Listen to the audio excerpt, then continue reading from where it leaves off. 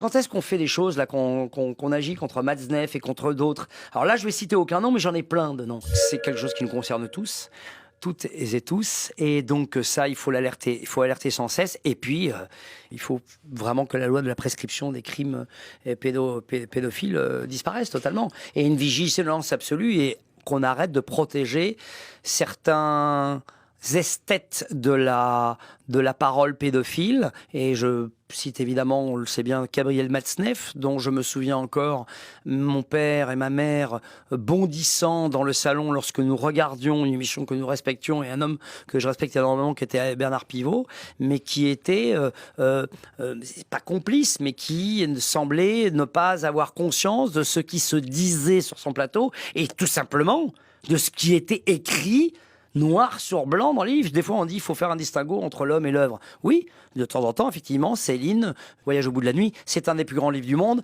Après, quand vous décortiquez, cet homme était une ordure. Mais son œuvre, en tout cas, n'est pas l'œuvre d'une ordure. Je ne sais pas comment vous dire, mais voilà. Chez Matzneff, c'est pas le cas. Bah, c'était écrit dans ses livres. C'était écrit dans ses livres qu'il violait des petits garçons et qu'il les sodomisait sauvagement, et en plus qu'ils en souffraient, qu'ils en demandaient, parce que finalement... Bah, mais on croit rêver, les protections dont il a bénéficié dans le milieu littéraire. Quand je me suis rentré à la Voix de l'Enfant il y a 20 ans, c'est une des premières choses que j'ai dit à Martine Brousse.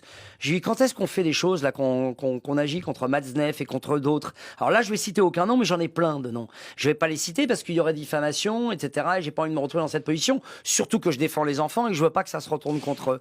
Mais le fait est qu'il est temps de faire un grand nettoyage. Je déteste ce mot, mais là, en l'occurrence, il faut le dire.